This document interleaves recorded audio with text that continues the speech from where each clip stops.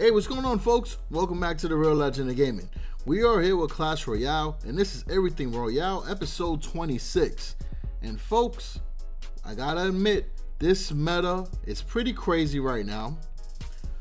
Only thing that we're seeing most of the time is this gentleman who's right here in the middle of the screen. The Mega Knight.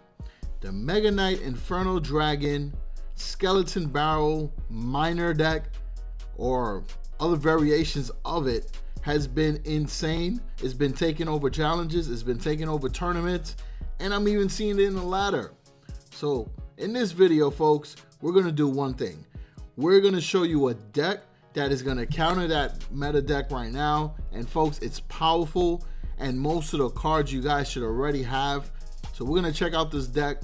We're gonna show you some replays from ladder matches, and we'll show you exactly how it works. All right, so let's check it out.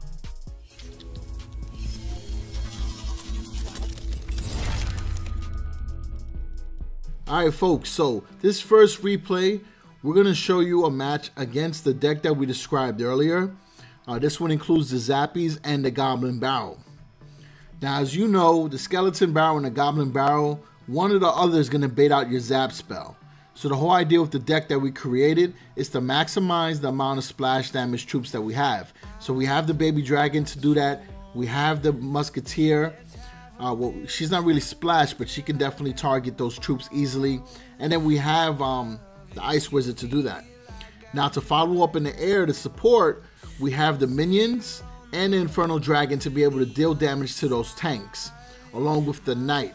We also have the Zap spell, because you still need to be able to recharge the Infernal Dragon, and you still need to be able to take out one of their zappable troops.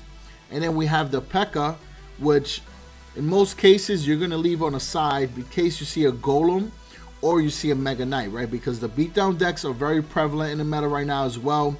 But the most important and probably controversial card right now is that Mega Knight, right? Because people are really upset with this deck, especially because of his presence inside tournaments and ladders. Well, and challenges too. Now that we explained to you the deck composition, I'm going to explain to you how to use the deck. So, as soon as you see the Mega Knight, you have a couple options, right? If you have the minions in the rotation and the Baby Dragon and either the Musketeer Ice Wizard, then you can use that combination. You can also use the combination of the Knight along with another card behind it that could help, like a minion or a Baby Dragon, or even the Inferno Dragon, right? You got a lot of options to be able to take out the Mega Knight. And during double elixir time, you can use the P.E.K.K.A with no problem worrying about, overextending.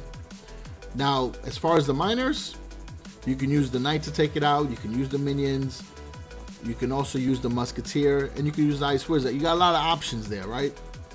Now, when you have the Zaps, it's good to throw down the minions because all three Zaps will focus on one minion at a time, allowing your Ice Wizard and your Musketeer to do range damage while the Knight will be tanking for it.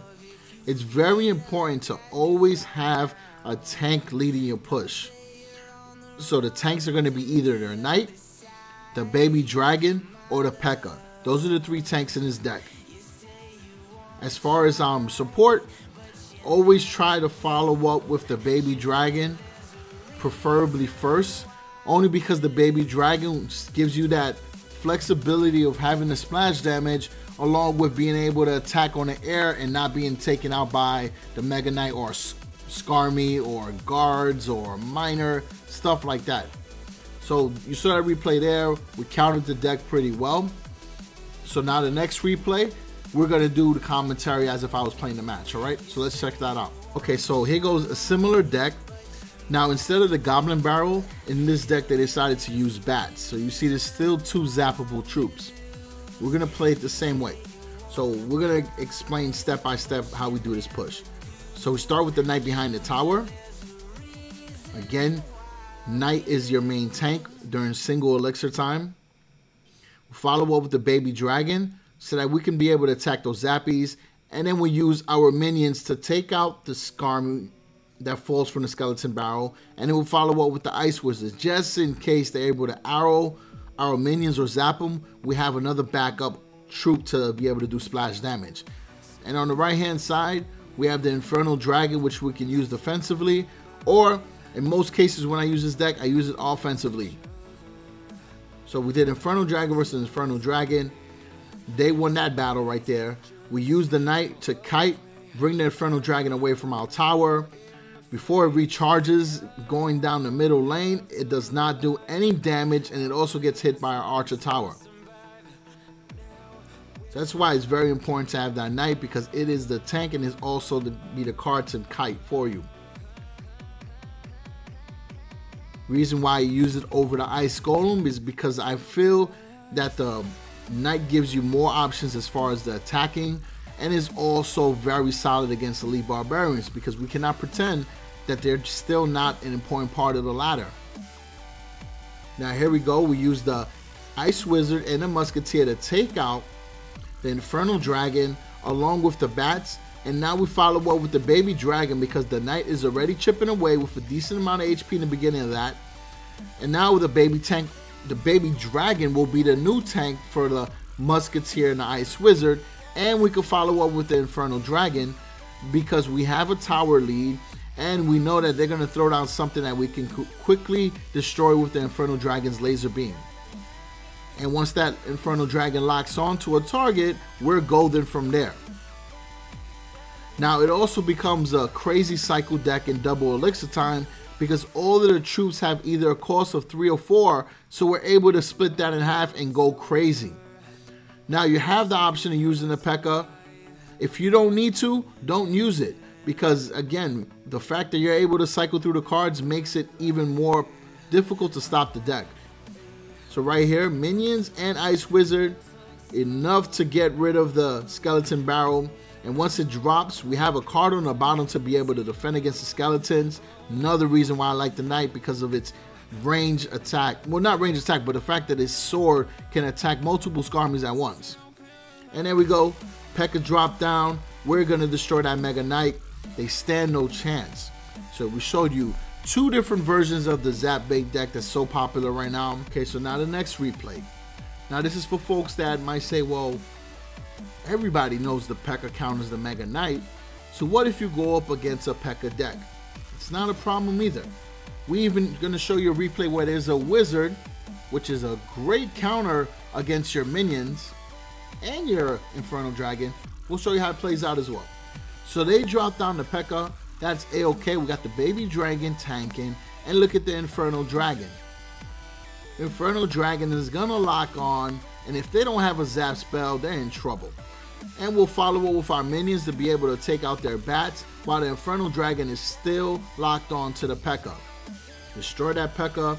leaves them in a very difficult spot to start a new push, especially if they have some type of bridge spam deck. What you see the bandit in the P.E.K.K.A., that's usually a formation for a bridge spam, and if it's not a full bridge spam, you still know they're going to try to stack up behind the P.E.K.K.A.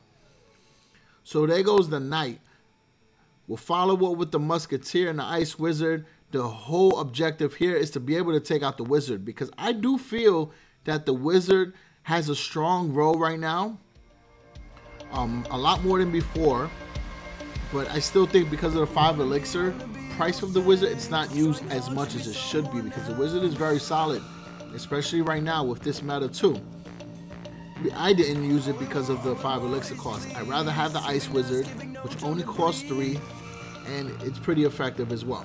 So again, we'll go with the tank, Knight with the Infernal Dragon and Musketeer. Get rid of this Wizard. We'll follow up with the Ice Wizard. They use a tornado spell, so we already know that it's out of the cycle, so we can comfortably do splash damage against that tower.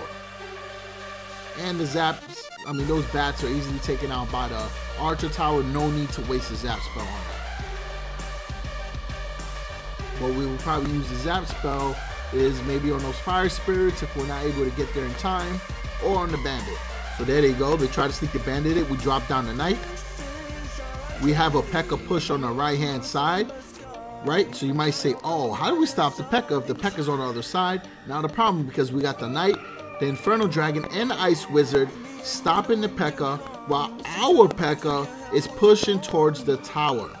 So you have an option of pushing on multiple lanes. most of the times the opponent is going to try to stop your P.E.K.K.A, so it gives you an easier advantage to take out the other tower. And with a little bit of time left, you're able to just drop down the P.E.K.K.A, which will stop anything that comes down that path. And that's it, folks. So that's how the deck works. As you see, it counters the meta very well. Alright, so there are a couple decks that can give this deck trouble. From my experience so far, there are a couple decks like, I think it's the Valor deck where you have the graveyard and the cannon card. That one gives us some trouble, right? Because the cannon card is a great counter against the knight and the P.E.K.K.A, right? It does stop the flow. Mordor decks not so much, because you just drop the tank in front of it and follow up with the minions. You're pretty good from there.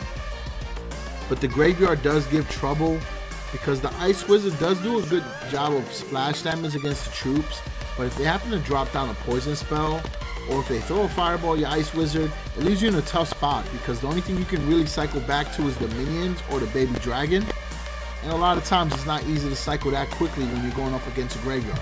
So that's maybe the only thing that can give us a hard time. But you don't really see the graveyard as much in the ladder as, you know, many months ago, where it was like super meta. But other than that, folks, appreciate the support. If you do like this video and you want more decks, then check me out on Stats Royale and also on Clash Royalepedia. We got a good presence on both of those websites. And if you appreciate this content, then hit the like button and subscribe for more Clash Royale and Arena of Valor. And folks, I got some exciting news. We got another game coming to the channel next week. It's going to be a nice one. I think everybody will appreciate it being a rotation. So other than that, peace out.